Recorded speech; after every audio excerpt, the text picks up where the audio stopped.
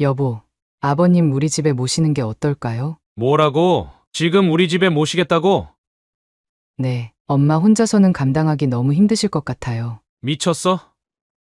우리도 이제 막 안정을 찾았는데. 당신, 결혼할 때 약속했잖아요. 아버지 잘 모시겠다고. 그건 그때고 지금은 상황이 다르잖아. 어머님도 계시고. 당신 어머님은 되고 제 아버님은 안 된다는 거예요? 예은아, 현실적으로 생각해봐. 우리가 어떻게 치매 환자를. 아버지가 치매 환자가 아니라 우리 아버지시라고요. 여보, 제발 이번만 내 편 좀 대주면 안 돼요? 나도 당신 편이 되고 싶어. 하지만 요양원은 어때? 전문가들이 계시니까 더 잘 모실 수 있을 거야. 이 정도면 괜찮지 않아? 시설도 좋고. 사연을 듣고 난 후 각자의 의견을 댓글로 남겨주시기 바랍니다. 사소한 댓글이라도 사연자분에게 큰 힘이 될 수 있습니다. 각색될 수 있고 사연자분의 입장에서 구성될 수 있습니다. 고예은 씨는 시장의 한 야채 가게에서 어린 시절을 보냈습니다. 그녀는 초등학교 때부터 부모님의 장사를 돕는 것이 일상이었고 3명의 동생들을 돌보는 책임감 강한 언니였습니다. 매일 새벽 5시 아버지와 함께 시장에 가서 신선한 채소들을 고르는 일로 하루가 시작되었습니다. 그녀는 어린 나이였지만 이미 채소의 신선도를 가늠할 줄 알았고 가격 흥정도 제법 능숙했습니다. 예은아, 오늘은 상추가 좋다. 이거 한 박스만 더 사가자. 아버지의 말씀에 그녀는 늘 고개를 끄덕였습니다. 중학생이 되어서도 그녀의 생활은 크게 달라지지 않았습니다. 학교가 끝나면 곧장 시장으로 달려가 어머니를 도왔습니다. 동생들은 그녀가 챙겨주는 간식을 먹으며 가게 한켠에서 숙제를 했습니다.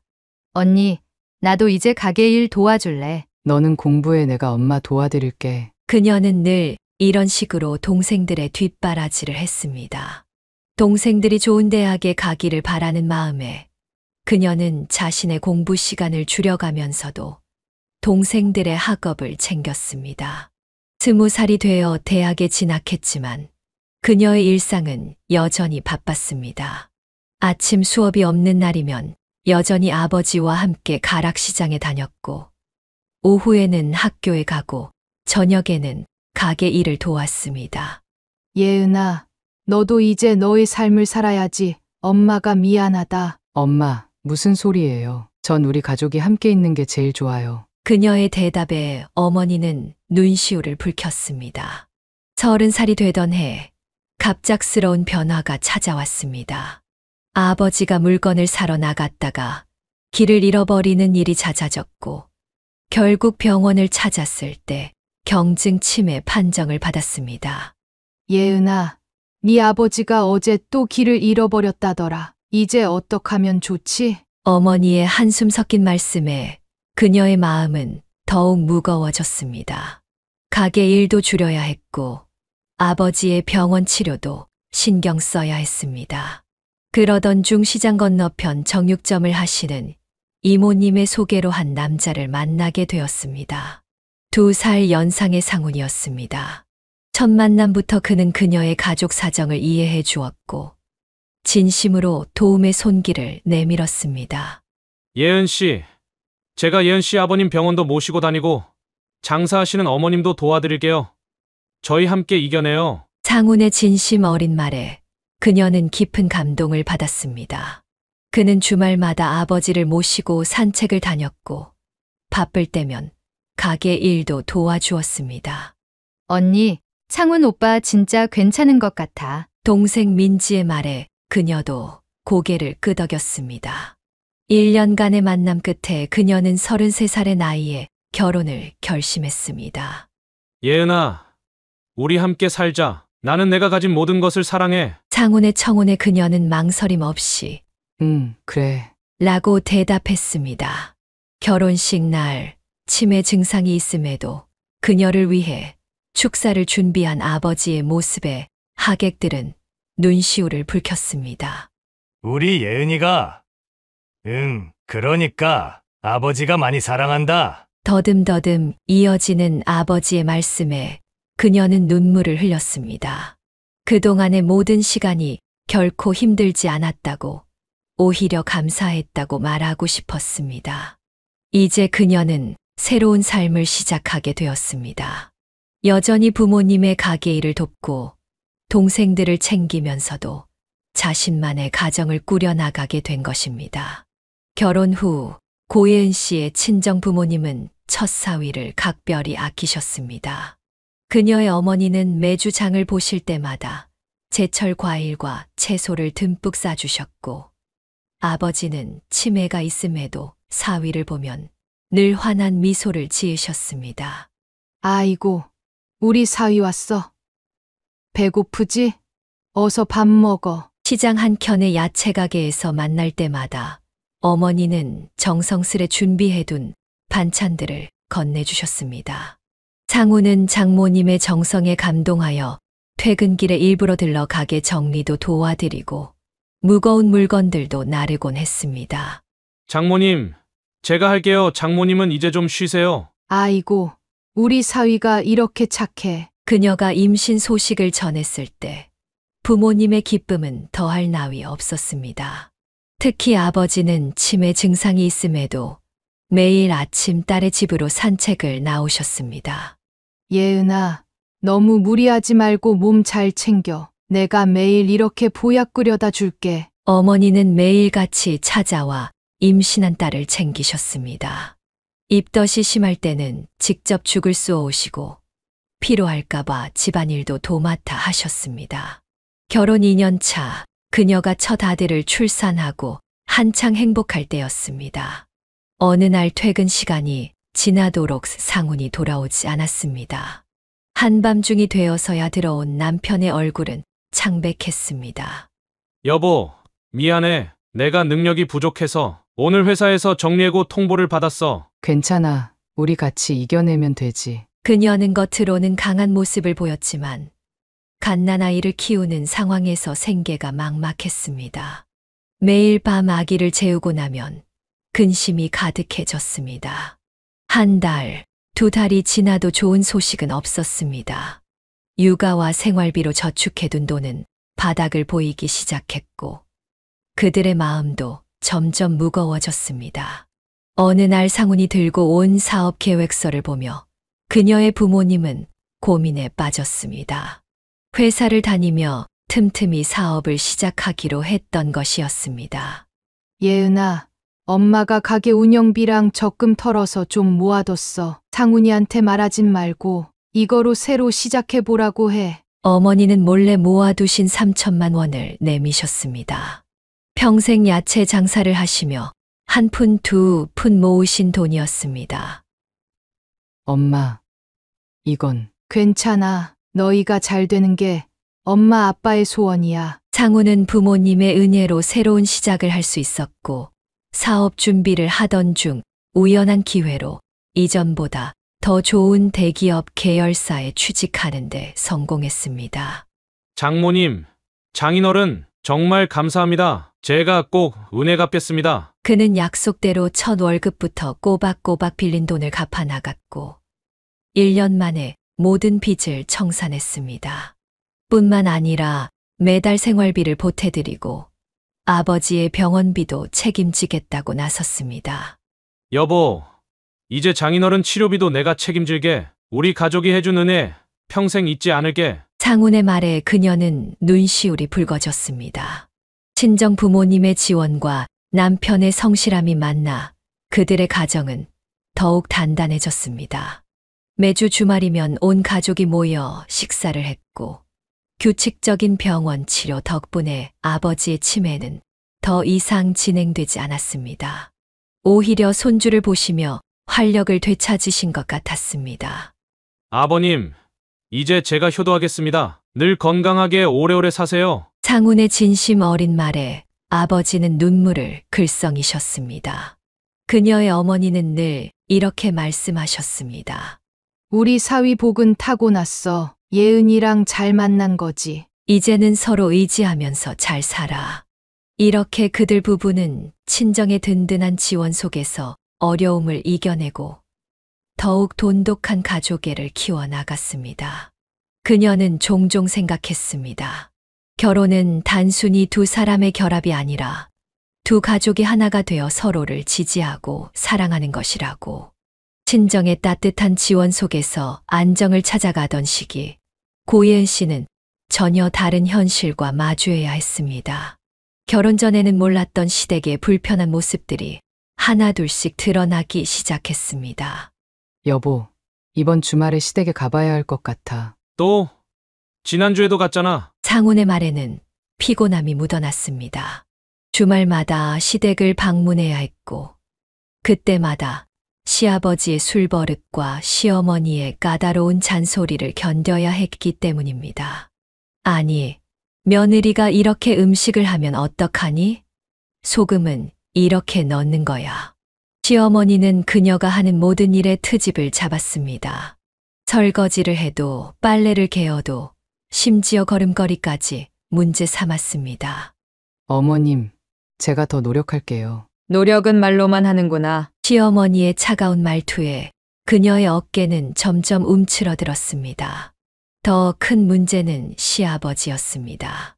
처음에는 술을 좋아하시는구나 정도로만 생각했던 음주가 점점 심각한 수준이라는 것을 깨닫게 되었습니다. 야, 너는 뭐야? 우리 집안 며느리가 이 정도밖에 안 돼! 아버님, 시끄러워! 너 같은 며느리는 처음이야! 첫째 며느리는 말이야! 시아버지는 매일 저녁 소주 한 병을 비우셨고, 주말이면 그 양은 배로 늘었습니다. 술만 드시면 옛날 이야기를 늘어놓으며 가부장적인 모습을 보이셨고, 며느리들을 비교하며 흉을 보셨습니다. 당신이 뭘 알아? 내가 얼마나 고생했는데! 여보, 그만 좀 하세요. 시어머니도 시아버지의 술버릇에 시달렸습니다. 하지만 그녀를 향한 태도는 더욱 날카로워졌습니다. 너무 맵게 하지 말라고 했잖아. 우리 아버님 위장이 약하신 거 몰라? 어머님, 제가 다시 할게요. 됐어. 내가 할게. 넌 도대체 뭘 할 줄 아는 거니? 명절이면 상황은 더욱 심각해졌습니다.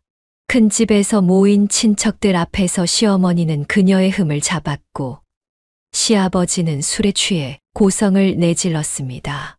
우리 큰 며느리는 음식도 잘하고 시부모 공경도 잘하는데 작은 며느리는 왜 이런지 모르겠어. 시어머니의 말에 친척들은 그녀를 향해 안타까운 시선을 보냈습니다. 상우는 그런 부모님의 모습에 점점 지쳐갔습니다. 여보, 미안해. 우리 부모님이 당신 잘못이 아니야. 그들은 결국 시댁과 거리를 두기로 했습니다. 필요한 날에만 방문하고 평소에는 전화로 안부를 전하는 정도로 관계를 유지했습니다. 상훈아, 와이프가 꼬셔서 이렇게 발걸음을 끄는 거지. 어머니, 그게 아니라 됐어. 난 다 안다. 처가 눈치만 보는 아들이 됐네. 시어머니의 날선 말에 상훈도 이제는 대꾸하지 않았습니다. 그저 묵묵히 자신의 선택을 지켜나갔습니다. 여보, 우리 이대로 살면 되는 거야. 부모님은 부모님이고 우리는 우리잖아. 그녀의 위로의 상우는 고개를 끄덕였습니다. 완벽한 해결책은 아니었지만 그들 부부만의 방식으로 시댁과의 관계를 정립해 나가기로 했습니다. 가끔 시장에서 시어머니를 마주칠 때면 어색한 인사를 나누는 것이 전부였습니다. 시아버지는 여전히 술을 마시며 화를 내셨지만 이제는 그들의 일상에 큰 영향을 미치지 않았습니다. 시댁의 불편한 분위기 속에서 고예은 씨는 시숙과 형님의 관계를 더 가까이 지켜보게 되었습니다. 처음에는 단순히 무심해 보이기만 했던 시숙의 태도가 시간이 지날수록 형님을 짓누르는 무게로 다가왔습니다. 형님, 이거 제가 도와드릴게요. 아니야. 내가 할 수 있어. 괜찮아. 명절 때마다 형님은 혼자서 모든 일을 도맡아 했습니다. 시숙은 늘 방 안에서 텔레비전을 보거나 휴대폰만 들여다보고 있었습니다. 여보, 국물이 싱거운데 소금 좀 더 넣지. 죄송해요. 다시 해올게요. 시숙의 무심한 말 한마디에 형님은 바로 부엌으로 달려갔습니다. 그런 모습을 보며 그녀는 마음이 아팠습니다. 아버님, 그만 드시는 게 좋지 않을까요? 시아버지의 술자리에서 그녀는 한 번도 시숙이 말리는 것을 본 적이 없었습니다. 오히려 시숙은 자리를 피해버리기 일쑤였습니다. 당신도 좀 말려보세요. 에이, 우리 아버지 성격을 모르나? 그냥 두는 게 낫지. 시숙의 이런 방관적인 태도는 가족 모두를 지치게 했습니다. 특히 형님은 시어머니의 구박에도 시아버지의 술주정에도 혼자서 모든 것을 감당해야 했습니다. 형님, 많이 힘드시죠? 이게 다 내 팔자야. 누구를 탓하겠어. 형님의 한숨 섞인 말에는 깊은 체념이 묻어 있었습니다. 매일 아침 일찍 일어나 시부모님의 아침상을 챙기고 집안일을 하고 시장에 가서 장을 보는 것까지 모든 것이 형님의 몫이었습니다. 여보, 이거 좀 해줘. 저기, 내가 지금 바빠서. 에이, 그럼 됐어. 시숙은 자신의 일조차 형님에게 미루기 일쑤였습니다. 마치 하인을 부리듯 형님을 대했고 그런 모습이 점점 일상이 되어 갔습니다. 형님, 왜 이렇게 참고 사세요? 그래도 자식들 아버지인데 내가 참아야지. 순한 성격의 형님은 모든 것을 묵묵히 견뎌냈습니다. 자식들 앞에서는 늘 웃는 얼굴을 보였지만 혼자 있을 때면 한숨을 내쉬는 일이 잦았습니다. 형님, 아주버님도 이제 가사일을 좀 도와주셔야 하는 거 아닌가요? 그냥 내버려둬. 말해봤자 싸움만 커질 뿐이야. 시숙의 무관심은 점점 더 심해져 갔습니다. 주말이면 골프를 치러 나가거나 친구들과 약속을 잡았고 집에 있을 때도 형님과 대화를 나누는 법이 없었습니다. 아버님이 또 술을 드셨대요. 알아서 하겠지. 내가 뭐 어쩌겠어. 시숙의 이런 태도는 결국 가족 모두에게 상처를 주었습니다. 형님은 점점 더 말수가 줄어들었고 얼굴에는 피곤함이 깊게 패여갔습니다. 여보, 우리라도 형님을 도와드려야 하지 않을까? 그래, 형님이 너무 불쌍해. 그녀와 상우는 가끔 형님 내외를 집으로 초대했습니다. 그럴 때면 형님은 잠시나마 편안한 미소를 지었습니다. 하지만 그것도 잠시 시숙의 전화 한 통에 형님은 서둘러 일어나야 했습니다. 형님, 저희 집에서 좀 더 계시다 가세요. 아니야. 얘가 기다린다고 하네. 이렇게 시댁의 그늘은 깊어만 갔습니다. 무심한 시숙과 참기만 하는 형님을 보며 그녀는 자신의 결혼 생활에 감사함을 느끼면서도 한편으로는 마음이 무거워졌습니다. 가족이라는 이름으로 덮어둔 불편한 진실들이 시간이 지날수록 더 선명하게 드러나고 있었습니다. 시숙과 형님의 불편한 관계를 지켜보며 고예은 씨는 이 모든 상황의 중심에 시어머니가 있다는 것을 깨닫게 되었습니다.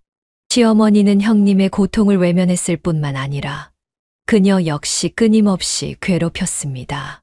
나도 시집 와서 얼마나 고생했는데 요즘 며느리들은 너무 호강을 몰라. 시어머니의 입에서는 늘 이런 말이 나왔습니다. 하지만 정작 며느리들을 대하는 태도는 달랐습니다.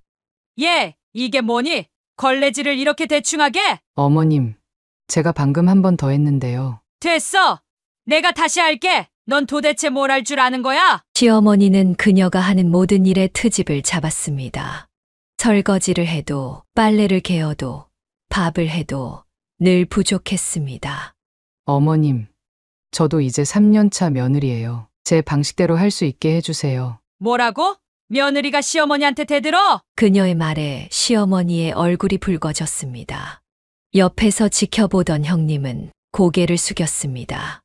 나 때는 말이야. 시어머니 눈치만 봐도 모자랐어. 근데 너는 어머님도 그때 힘드셨으면 며느리들한테는 그러지 않으셔야 하는 거 아닌가요? 그녀의 반박에 시어머니는 자리를 박차고 일어났습니다. 상훈아, 네 와이프 봐라.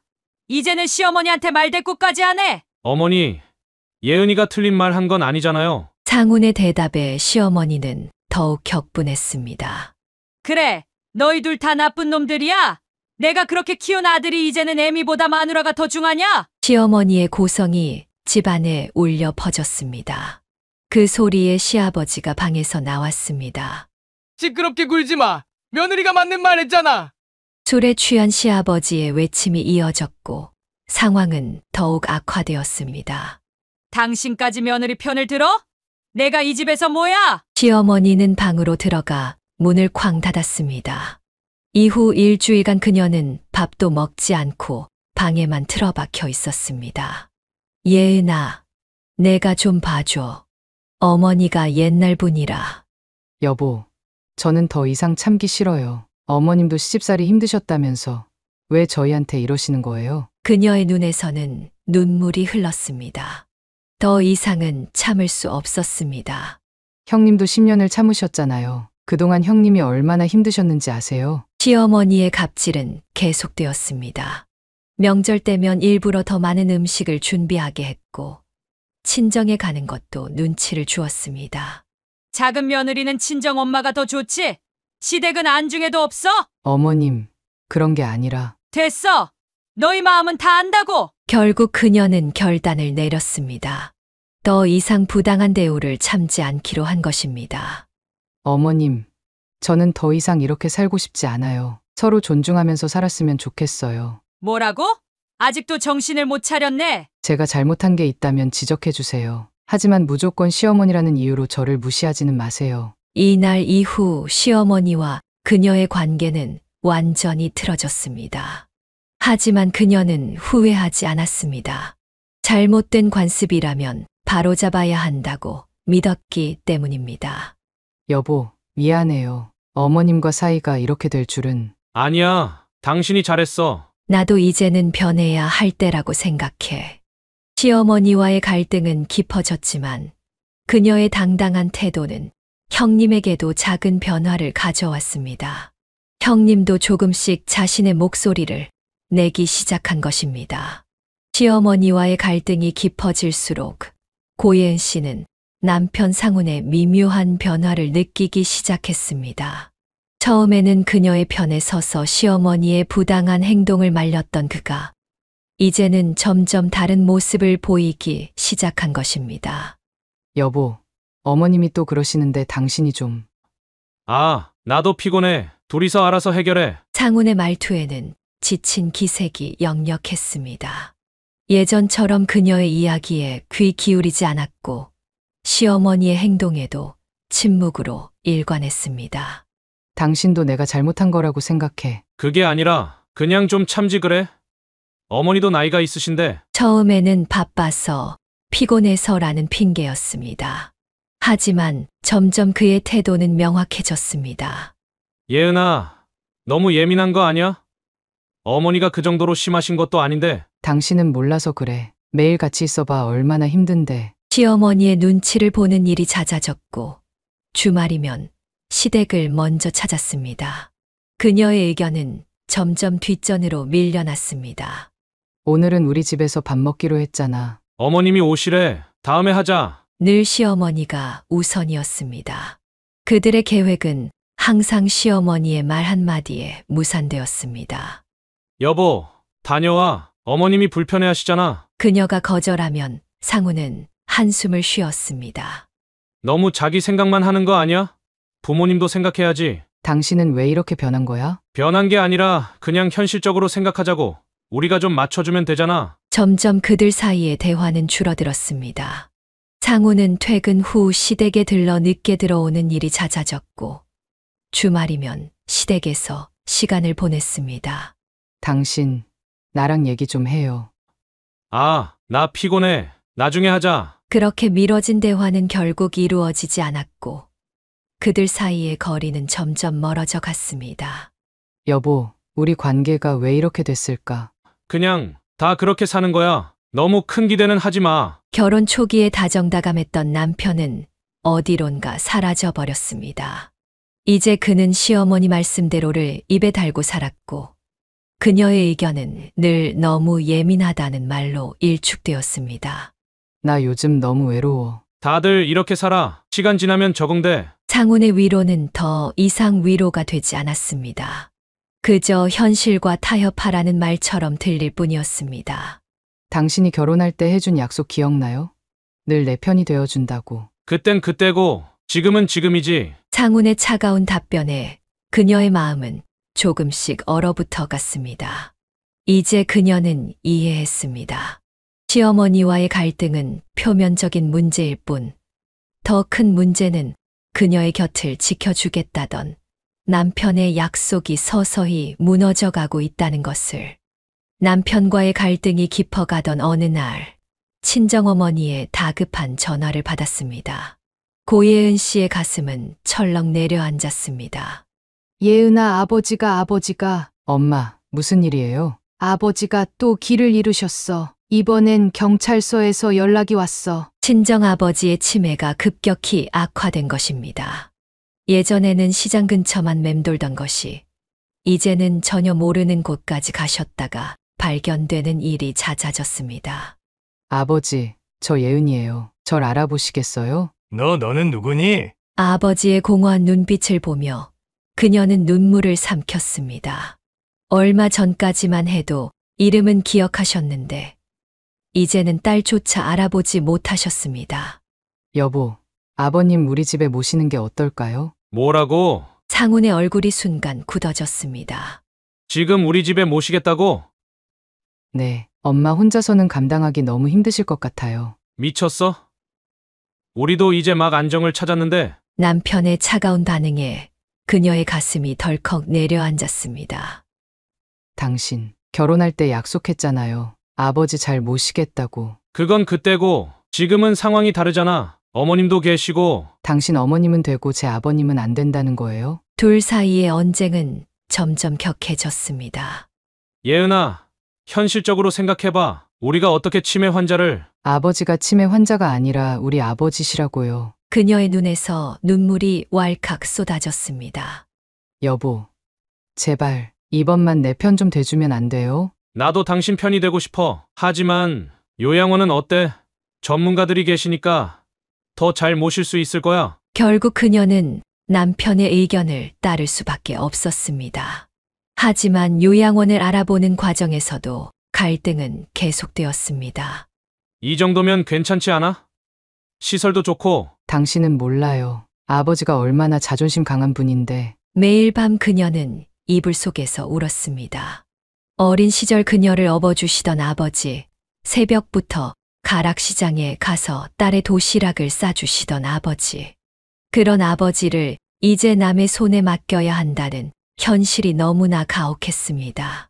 아버님, 죄송해요. 제가 무능해서. 요양원 입소 날, 아버지는 평소와 다르게 또렷한 눈빛으로 그녀를 바라보셨습니다. 예은아, 내 딸. 그 한마디에 그녀는 그 자리에서 주저앉고 말았습니다. 아버지, 죄송해요. 정말 죄송해요. 괜찮아.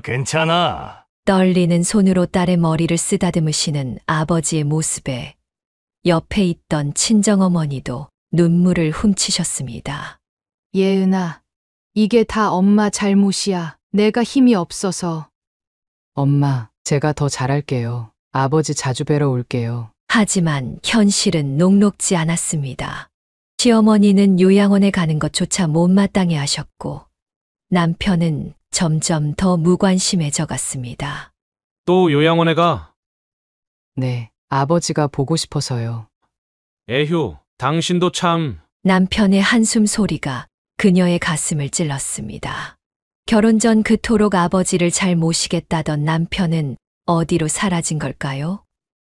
이제 그녀의 곁에는 차가운 현실만이 남아 있었습니다. 매주 요양원을 찾을 때마다 그녀는 생각했습니다. 과연 이게 최선이었을까? 하지만 이미 돌이킬 수 없는 선택이었고 그녀는 이 선택의 무게를 평생 안고 가야 했습니다. 친정아버지의 요양원 입소로 마음이 무거웠던 그해 겨울, 고예은 씨의 집에 또 다른 비보가 날아들었습니다. 시아버지가 쓰러지셨다는 소식이었습니다. 여보, 빨리. 아버님이. 새벽에 다급한 전화에 잠을 깬 그녀는 남편과 함께 급히 병원으로 달려갔습니다. 응급실에는 이미 시어머니와 시누이들이 와 있었습니다. 어머님, 어떻게 된 거예요? 밤새 술 드시더니 갑자기 쓰러지셨어. 시어머니의 목소리는 떨리고 있었습니다. 평소 남편을 원망하던 모습은 온데간데 없이 사라져 있었습니다. 의사 선생님, 어떻게? 급성 알코올 중독으로 인한 심정지입니다. 현재 심폐소생술을 진행하고 있지만 의사의 말이 채 끝나기도 전에 응급실에서 긴 경보음이 울렸습니다. 아버지, 아버지, 상훈이 응급실로 뛰어들려 했지만 의료진이 막아섰습니다. 시간은 그렇게 멈춰버린 것만 같았습니다. 오전 4시 27분 운명하셨습니다. 의사의 차가운 선고가 응급실에 울려 퍼졌습니다. 시어머니는 그 자리에서 주저앉아 오열했습니다. 여보, 이러시면 안 돼요. 내가 잘못했어요. 하지만 시어머니의 태도는 장례식장에서 돌변했습니다. 다 너희들 때문이야. 아버지가 이렇게 되도록 방치한 게. 시어머니는 상주들을 향해 손가락질을 했습니다. 특히 그녀를 향한 비난은 더욱 거셌습니다. 작은 며느리, 너 뭐 했어? 아버님 술 좀 말려드리지 그랬어? 어머님, 입 다물어. 너희가 조금만 더 신경 썼어도. 장례 기간 내내 시어머니의 원망은 계속되었습니다. 문상객들 앞에서도 서슴없이 며느리들을 탓했고 아들들의 불효를 꾸짖었습니다.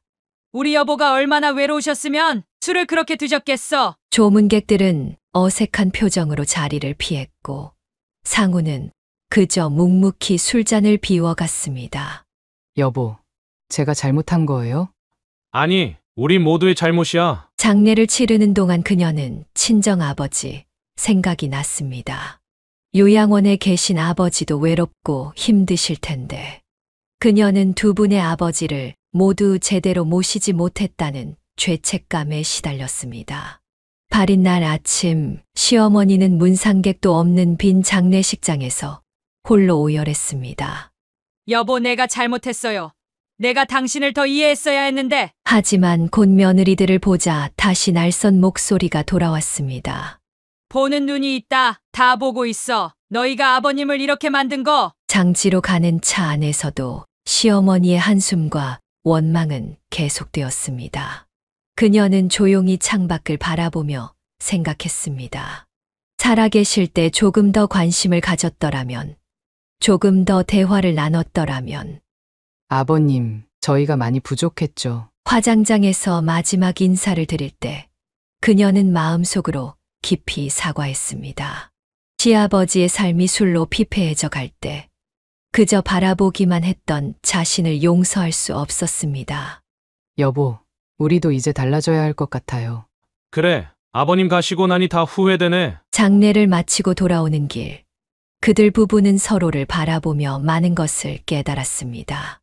하지만 시어머니의 상처는 쉽게 아물지 않았고 그들 가족의 갈등은 새로운 국면을 맞이하게 되었습니다. 시아버지의 기일을 정리하고 난 후 시어머니의 거취 문제가 가족들의 새로운 갈등으로 떠올랐습니다. 고예은 씨는 시숙이 선택한 해결책이 또 다른 비극의 시작이 될 것임을 직감했습니다. 어머니, 저희 집으로 오세요. 맏며느리가 잘 모실 겁니다. 시숙의 말에 시어머니는 곧바로 고개를 끄덕였습니다. 형님의 얼굴이 순간 굳어지는 것을 그녀는 놓치지 않았습니다. 형님, 괜찮아. 다 잘 될 거야. 형님의 떨리는 목소리에서 불안이 느껴졌습니다. 시어머니와의 동거가 시작되고 얼마 지나지 않아 그녀의 불안은 현실이 되었습니다. 반찬 꼬라지가 이게 뭐냐? 어머님, 죄송해요. 제가 금방 더 해드릴게요. 됐어. 너는 살림한 지 몇 년인데 도대체 뭘 할 줄 아는 거니? 시어머니의 목소리는 날이 갈수록 거칠어졌습니다.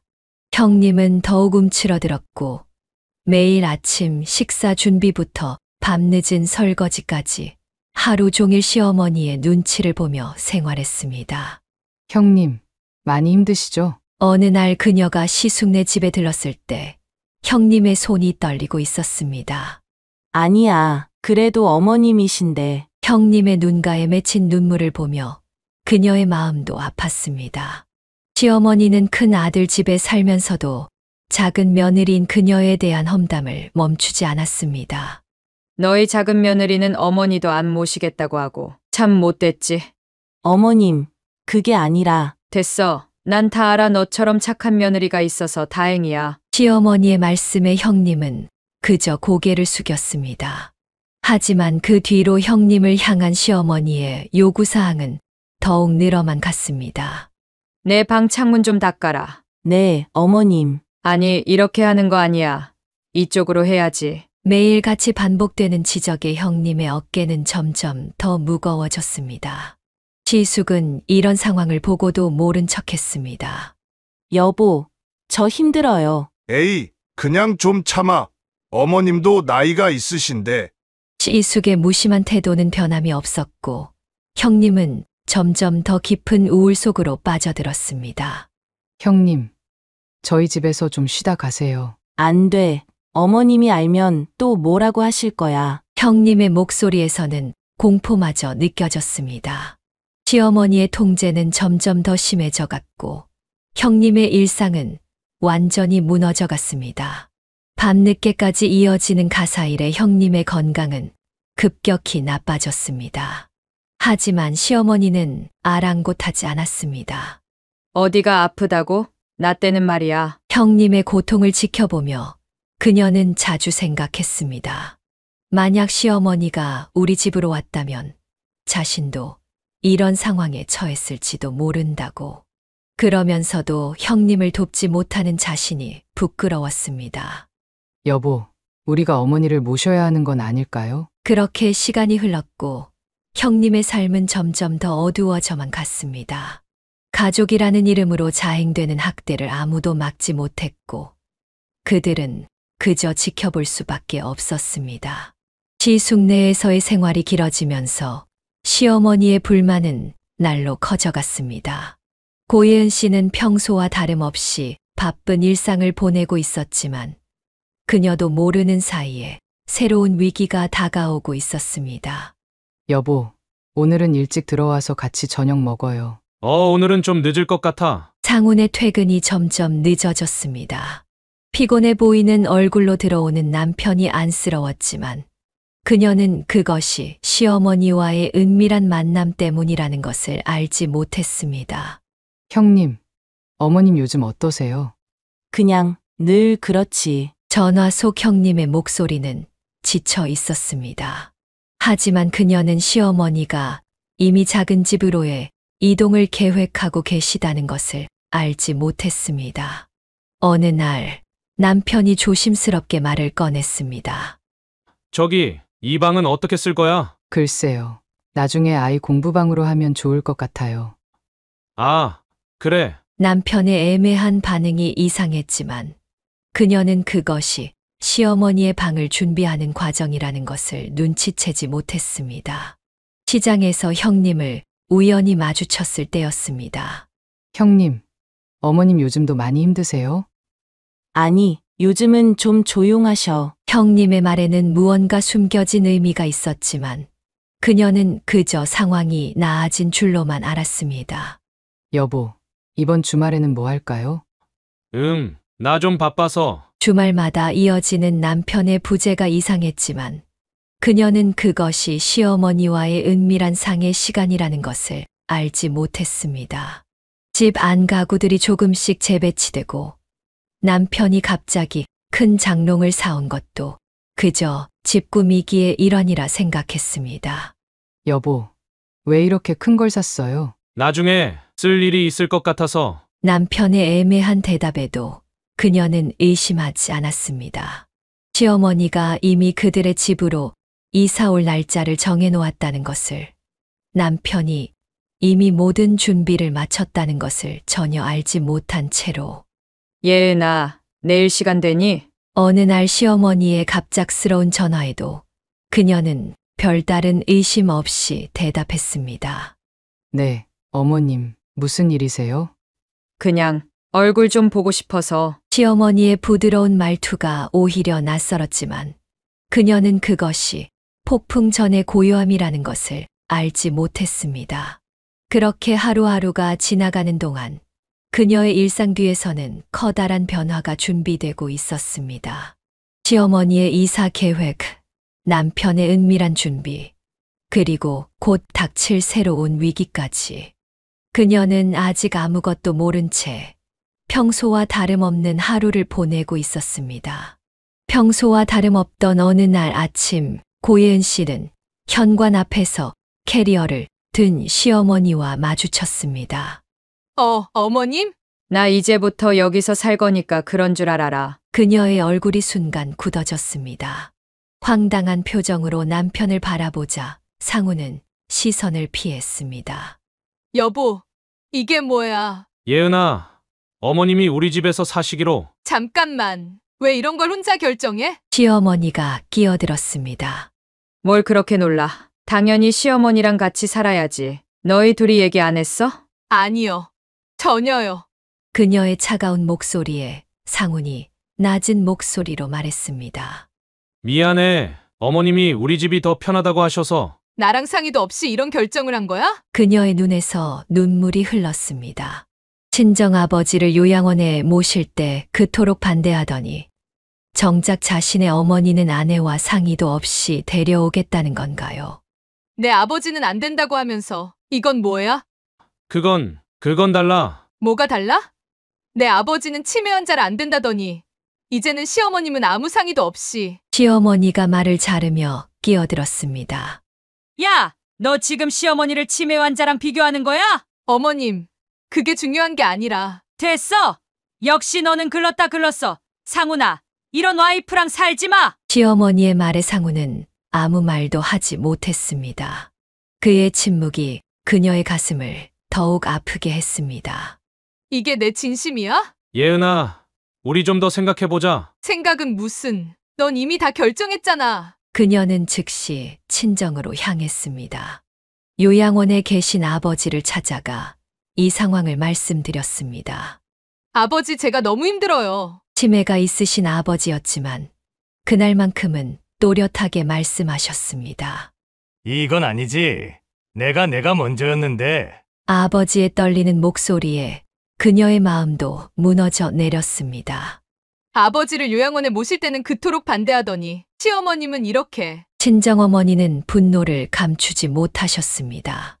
이건 아니다. 우리 예은이가 뭘 그렇게 잘못했다고. 집으로 돌아온 그녀는 단호히 말했습니다. 어머님, 죄송하지만 저희 집에서는 모시기 어려울 것 같아요. 뭐라고?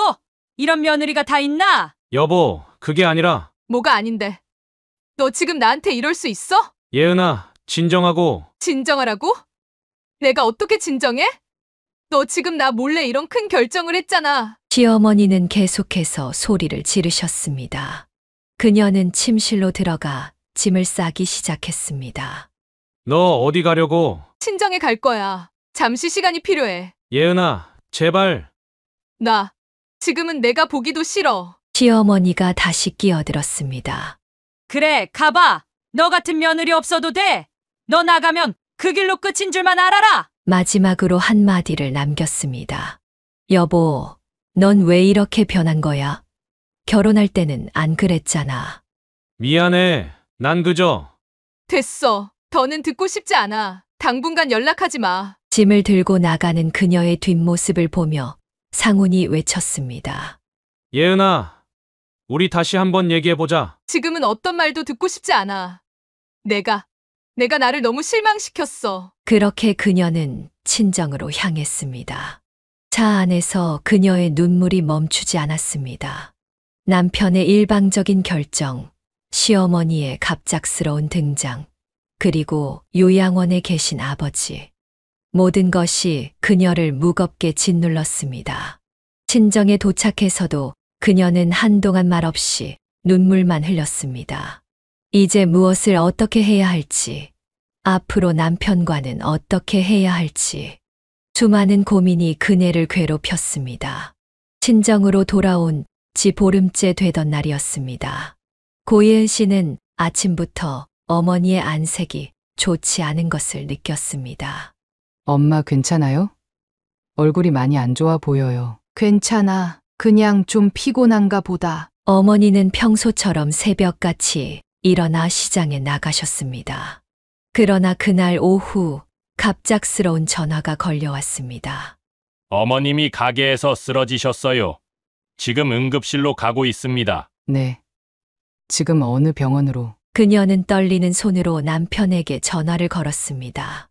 여보, 우리 엄마가 나 지금 회의 중이야. 엄마가 쓰러지셨다고. 병원에. 미안해. 나중에 다시 전화할게. 남편은 그렇게 전화를 끊어버렸습니다. 그녀의 손이 덜덜 떨렸습니다. 응급실에 도착하니 어머니는 이미 검사를 받고 계셨습니다. 의사는 심각한 표정으로 말했습니다. 과로와 스트레스로 인한 뇌경색 초기 증세입니다. 당분간 입원하셔야 할 것 같네요. 엄마, 내가 이런 걸 몰랐다니. 예은아, 미안해. 어머니는 병상에 누워서도 딸을 걱정하셨습니다. 그녀는 다시 한번 남편에게 전화를 걸었습니다. 여보, 우리 엄마가 뇌경색 초기래. 좀 와줄 수 있어? 오늘은 어려울 것 같은데. 그래. 우리 엄마 당분간 우리 집에서 모시면 안 될까? 지금 우리 상황에서 그게 말이 돼. 어머님도 계시는데. 내 어머님은 되고 내 어머님은 안 된다는 거야? 그게 아니라 지금은 적절한 타이밍이 아닌 것 같아서. 전화기 너머로 시어머니의 목소리가 들렸습니다. 창훈아, 밥 먹어라. 나중에 다시 얘기하자. 그렇게 또다시 끊어진 전화를 바라보며 그녀는 쓴웃음을 지었습니다. 결혼 전 그토록 친정 부모님을 잘 모시겠다던 남편은 어디로 사라진 걸까요? 예은아, 네. 엄마. 너무 힘들면 그만해도 돼. 엄마, 무슨 소리예요? 제가 잘 모실게요. 그녀는 병원 입원 수속을 밟으며 울음을 삼켰습니다. 아버지는 요양원에, 어머니는 병원에, 그리고 남편은 이런 상황에서 아무런 도움도 되어주지 않았습니다. 며칠 후 시어머니는 상훈을 통해 말을 전해왔습니다. 사돈이 아프시다니 안타깝네 하지만 우리 집은 안 돼. 내가 있는데 어떻게 장모님을. 그녀는 더 이상 아무 말도 하지 않았습니다. 다만 마음속 깊이 새겨졌습니다. 남편의 무관심, 시어머니의 이기심, 그리고 그동안 자신이 품어온 환상들이 모두 깨지는 소리를. 엄마, 내가 휴직 신청할게요. 제가 간호할 거예요. 예은아, 미안해. 엄마가 왜 미안해요? 제가 다 잘못했잖아요. 엄마 고생만 시키고. 병실에서 밤을 새우며 그녀는 생각했습니다. 결혼이란 게 과연 무엇일까? 서로를 위하는 마음은 어디로 갔을까? 창밖으로 보이는 새벽녘의 하늘이 그녀의 마음처럼 칙칙하게 흐려 있었습니다. 병원 복도를 걸으며 고예은 씨는 지난 시간들을 되돌아보았습니다. 요양원에 계신 아버지, 병상에 누워 계신 어머니, 그리고 시어머니의 횡포와 남편의 배신까지. 예은아, 너무 힘들면 그만해도 된다. 어머니의 말씀이 귓가에 맴돌았습니다. 그녀는 병실을 나와 병원 옥상에 올랐습니다. 여보, 우리 마지막으로 한 번만 얘기하자. 떨리는 목소리로 전화를 걸었습니다. 지금은 좀. 그래. 너 바쁘지?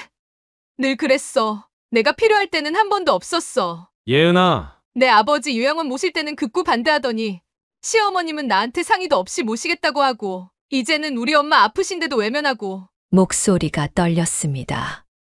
그게 그때하고 상황이 달라서. 뭐가 달라? 말해봐. 도대체 뭐가 달라서 이럴 수 있어? 병원 옥상에서 그녀의 절규가 울려 퍼졌습니다. 나는 바보처럼 당신만 믿었어. 시어머님이 형님 괴롭히실 때도, 내가 힘들 때도 당신이 있으니까 견딜 수 있다고 생각했어. 예은아, 미안해. 미안하다고? 이제 와서? 당신이 나를 얼마나 무시했는지 알아? 내 부모님을 얼마나 팽개쳤는지 알기나 해. 눈물이 멈추지 않았습니다. 당신은 내 진심을 한 번도 몰랐어. 시어머님 모신다고 했을 때 내가 왜 그렇게 반대했는지, 형님이 얼마나 고통받는지 보면서 나도 그렇게 될까봐 두려웠던 거야. 그래도 우리가. 됐어. 이제는 정말 지쳤어. 당신이 시어머님만 생각하는 아들이듯 나는 우리 부모님을 지켜야 할 딸이야. 병실로 돌아와 쓰러진 어머니를 바라보며 그녀는 결심했습니다. 엄마, 이제 제가 엄마 아빠 모실 거예요. 제가 다 잘못했어요. 다음 날 그녀는 남편을 만났습니다. 여보, 우리 다시 시작해보자. 이제 와서? 내가 얼마나 힘들었는지 당신은 몰라. 시어머님 눈치 보느라 나는 안중에도 없었잖아. 그래도 우리가 부부인데. 부부. 당신이 생각하는 부부가 이런 거야? 서로 믿고 의지하는 게 아니라 한쪽은 무조건 참고 희생해야 하는 거야? 예은아, 이제 그만할래. 더는 못하겠어. 당신처럼 부모님을 버리면서까지 시어머님께 잘하고 싶지 않아. 버리다니 그건 아니잖아. 아니라고? 우리 아버지 요양원 모실 때 당신이 한 말 기억나. 치매 환자는 전문가한테 맡겨야 된다고. 근데 시어머님은 아무 상의도 없이 모시겠다고? 그녀의 눈에서는 더 이상 눈물이 나지 않았습니다. 나 이제 정말 지쳤어. 당신도 이제 자유로워져. 시어머님 잘 모시면서 살아. 예은아, 제발. 늦었어. 이미 너무 늦었어. 당신이 모든 걸 망가뜨렸어. 그렇게 그녀는 돌아섰습니다. 가슴 한켠이 무너져 내리는 것 같았지만 이제는 더 이상 돌아보지 않기로 했습니다. 자신의 선택이 옳다는 것을 그녀의 굳은 표정이 말해주고 있었습니다. 고예은 씨가 떠난 후 상훈의 집에는 시어머니와 단둘이 살게 되었습니다. 처음에는 그저 적응의 문제라고 생각했지만 이 시간이 지날수록 감당하기 힘든 상황이 이어졌습니다. 상훈아, 이게 뭐냐? 내가 이걸 어떻게 먹어? 어머니, 제가 아침부터 늦게까지 회사에 있어서. 에이, 예은이는 회사 다니면서도 이것보단 낫게 했어. 매일 아침 출근 전 반찬을 준비하고 퇴근 후에는 집안일을 하느라 지쳐갔습니다. 주말에도 쉴 틈이 없었습니다.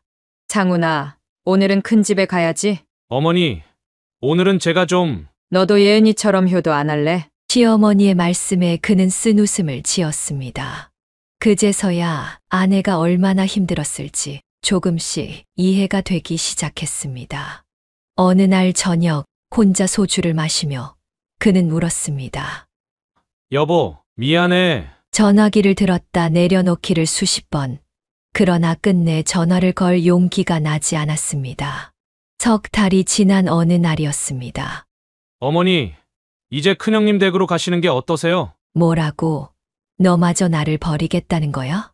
그게 아니라 제가 이제 너무 지쳐서. 시어머니는 결국 큰아들 집으로 내려가셨고 상우는 홀로 남았습니다. 텅 빈 집안을 보며 그는 아내가 그리웠습니다. 용기를 내어 병원을 찾았습니다. 장모님의 병실 앞에서 그는 한참을 서성였습니다. 여보. 병실 앞에서 마주친 고yen 씨는 차갑게 돌아섰습니다.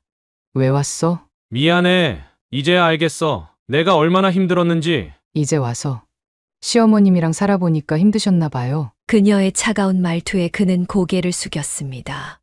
난 바보처럼 늦게 깨달았어. 우리 어머님이 형수님한테 했던 것처럼 너한테도 그러실 거란 걸.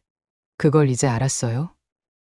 난 그동안 매일이 지옥이었어요. 당신은 모르겠지만. 돌아와줘. 이제는 내가 다 바꿀게. 늦었어요. 이미 모든 게 끝났어요. 예은아. 당신, 우리 엄마 아프실 때 어떻게 했는지 기억나요?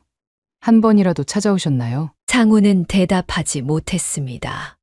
이제 와서 당신 편할 때만 찾아와서 미안하다고 하면 다 될 줄 알아요? 그래도 우리가. 됐어요. 전 이제 우리 부모님 모시는 게 먼저예요. 당신처럼 부모님을 외면하는 사람이랑은 더 이상 살고 싶지 않아요.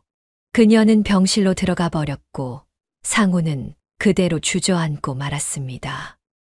여보, 내가 정말 너무 바보였어. 집으로 돌아온 그는 혼자 술을 마셨습니다. 벽에 걸린 결혼 사진을 보며 그는 울었습니다. 아내의 웃는 얼굴, 그 미소를 지켜주지 못한 자신을 원망하며 이제 와서 후회해도 소용없지. 그의 한숨만이 텅 빈 집안을 가득 채웠습니다. 이제야 깨달은 진실. 그러나 그 깨달음은 너무 늦어버렸습니다. 이혼 조정 기일, 고yen 씨는 남편의 또 다른 모습을 보게 되었습니다. 그동안 미안하다며 용서를 구하던 모습은 온데간데 없고 양육비 문제를 놓고 냉정한 태도로 일관했습니다. 양육비는 월 50만 원이면 충분하지? 당신 지금 우리 아이 교육비가 얼마나 드는지 알기나 해? 법원 조정실에서 상우는 차갑게 말을 이었습니다. 나도 앞으로 어머님 모셔야 하고. 웃기네. 우리 아이보다 어머님이 더 중요해? 조정위원이 중재에 나섰습니다. 두 분, 진정하시고 아이를 위해서라도. 아이요. 제가 지금까지 혼자 키운 거나 마찬가지예요. 이 사람 주말에도 시댁 가느라 아이랑 한 번도 제대로 시간 안 보냈어요. 상우는 고개를 숙인 채 말했습니다. 그래서 이제는 양육권도 당신이 가져가. 뭐라고? 이제 와서 아예 포기하겠다는 거야? 나는 아이한테 좋은 아빠가 될 자신이 없어. 그녀는 분노를 참지 못했습니다. 당신 정말 최악이야. 아이한테 1억이라도 하려고 그동안 아빠였어? 법원 복도에서 마주친 시어머니는 여전히 그녀를 원망했습니다. 너 때문에 우리 아들이 이렇게 망가졌잖아. 어머님, 이제는 그만하세요. 누구 때문에 이렇게 됐는지 어머님이 제일 잘 아시잖아요. 양육비 조정 과정은 길어졌습니다. 상우는 계속해서 금액을 낮추려 했고 면접 교섭권마저 포기하겠다고 했습니다. 여보, 우리 애 얼굴이라도 보고 살자는 거잖아. 그마저도 포기할 거야? 나는 그게 더 나을 것 같아. 도대체 왜? 당신이 싫어하는 건 나잖아. 우리 애한테까지 이럴 필요 있어? 미안해. 그의 사과는 더 이상 어떤 의미도 갖지 못했습니다. 결국 양육권은 고예은 씨가 가져가고 양육비는 월 80만 원으로 결정되었습니다. 상우는 면접 교섭권마저 포기했습니다. 아빠가 이제 못 보게 될 거래. 아이에게 이 말을 전하는 순간 그녀의 눈에서는 뜨거운 눈물이 흘렀습니다. 엄마 아빠가 우리 싫어해? 아니야, 그게 아니라. 아이를 품에 안은 채 그녀는 더 이상 말을 잇지 못했습니다. 한때 좋은 아버지였던 남편이 이렇게까지 변할 수 있다는 것이 너무나 충격적이었습니다. 이제 엄마랑 둘이 잘 살자. 엄마가 아빠 몫까지 다 해줄게. 끝나지 않을 것만 같았던 양육권 다툼은 그렇게 끝이 났습니다. 남은 것은 깊어진 상처와 아이의 눈물뿐이었습니다. 친정어머니는 한숨을 쉬셨습니다. 세상에 자기 피부치한테 이럴 수가. 엄마, 이제 제가 우리 애 잘 키울게요. 아빠 없이도. 양육권 포기 서류에 사인하던 날, 그녀는 마지막으로 상훈을 바라보았습니다. 한때 사랑했던 남자는 이제 완전히 다른 사람이 되어 있었습니다. 이혼이 확정된 후 고예은 씨는 두 아이와 함께 친정 근처로 이사했습니다. 병원에서 퇴원하신 어머니도 함께였습니다. 새로운 보금자리는 비록 넓지 않았지만 따뜻한 기운이 가득했습니다. 엄마, 우리 방은 여기예요. 응. 이제 여기가 우리 집이야. 아이들은 금세 새로운 환경에 적응해 갔습니다. 할머니와 함께 사는 생활이 오히려 더 즐거워 보였습니다. 우리 강이 많이 컸네. 이제 할머니 도와줄 수 있겠어? 할머니, 제가 설거지 할게요. 식구가 늘어난 만큼 살림은 빠듯했지만 서로를 위하는 마음만은 넘쳐났습니다. 요양원에 계신 아버지도 주말마다 모시고 와서 함께 시간을 보냈습니다. 예은아, 이제 좀 편하니? 네. 엄마, 이제는 정말 편해요. 시어머니의 구박도 남편의 냉대도 없는 일상이 때론 꿈만 같았습니다. 아침마다 아이들과 함께 웃으며 밥을 먹을 수 있다는 것이 그렇게 큰 행복일 줄 몰랐습니다. 엄마, 오늘은 내가 반찬 만들어 볼게요. 아이고, 우리 딸. 어머니는 그녀의 어깨를 토닥이셨습니다. 더 이상 말씀하지 않으셨지만 그 손길에는 딸을 향한 미안함과 사랑이 가득했습니다. 퇴근 후의 시간도 달라졌습니다. 더 이상 시댁 눈치를 보며 서둘러 귀가할 필요가 없었습니다. 아이들과 공원을 산책하거나 도서관에 가는 여유를 가질 수 있었습니다. 엄마, 아빠는 이제 정말 안 와요? 가끔 아이들이 아버지를 찾을 때면 가슴이 아팠지만 그녀는 더 이상 거짓말하지 않기로 했습니다. 그래. 하지만 우리에겐 할머니도 계시고 외할아버지도 계시잖아. 시간이 지날수록 아이들의 웃음소리는 더욱 커졌습니다. 주말이면 요양원에 계신 아버지를 모시고 와 함께 시간을 보냈습니다. 할아버지, 저 이번에 상 받았어요. 비록 치매가 있으셨지만 손주들의 제잘거림에 아버지의 눈가에도 미소가 어렸습니다. 우리 강희가 많이 컸구나. 어느 날 시장에서 우연히 시어머니를 마주쳤습니다. 하지만 시어머니는 그녀를 외면한 채 지나갔습니다. 그 모습을 보며 그녀는 생각했습니다. 이제는 더 이상 아프지 않다고, 이것이 모두에게 좋은 선택이었다고. 엄마, 저기 할머니 아니에요? 그냥 지나가는 분이야. 우리 이제 장 보러 가자. 새로운 일상은 조용히 하지만 확실하게 자리 잡아갔습니다. 아침에 일어나 어머니와 함께 아이들 도시락을 싸고 퇴근 후에는 모두가 모여 저녁을 먹었습니다. 우리 식구들 맛있게 먹어요. 식탁에 둘러앉은 가족들의 얼굴에는 따뜻한 미소가 가득했습니다. 이제는 누구의 눈치도 보지 않고 마음 편히 웃을 수 있었습니다. 예은아, 네. 엄마? 이제 진짜 좋지? 네. 이제는 정말 행복해요. 창밖으로 보이는 저녁 노을이 유난히 아름다웠습니다. 새로운 시작. 그것은 결코 쉽지 않은 선택이었지만 지금의 그녀에게는 가장 옳은 결정이었습니다. 고예은 씨가 새로운 삶을 살아가는 동안 시어머니의 삶은 전혀 다른 방향으로 흘러갔습니다. 큰아들 집에서도 작은아들 집에서도 살지 못하게 된 시어머니는 결국 혼자 원룸에서 생활하게 되었습니다.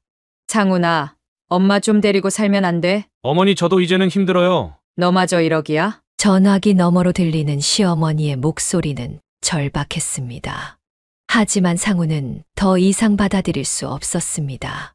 큰형님한테 가보세요. 큰 집은 더 이상 못 가. 형님의 인내심도 한계에 다다른 것이었습니다. 시어머니의 끊임없는 간섭과 비난을 더 이상 견디지 못한 것입니다. 어머니가 형수님을 너무 힘들게 하셨잖아요. 난 그저 며느리 잘 되라고 한 거야. 그게 왜 잘못이야? 시어머니는 여전히 자신의 잘못을 인정하지 않았습니다. 결국 큰아들마저 등을 돌렸습니다. 어머니, 이제 그만하세요. 저희도 이제는 지쳤어요. 너희가 이렇게 나올 줄은 몰랐다. 작은 원룸에 홀로 남겨진 시어머니는 매일 통화를 해도 모자랐던 아들들이 이제는 전화도 받지 않는 현실에 무너져 내렸습니다. 야, 너 이리 와봐. 엄마 말 좀 들어봐. 골목길에서 우연히 마주친 상훈에게 외치는 시어머니의 모습은 처연했습니다. 하지만 상훈은 그저 고개를 숙인 채 지나쳤습니다. 이게 사람 사는 거야? 내가 뭘 그렇게 잘못했다고. 시장에서 형님을 마주쳤을 때도 형님은 그녀를 피해 돌아갔습니다.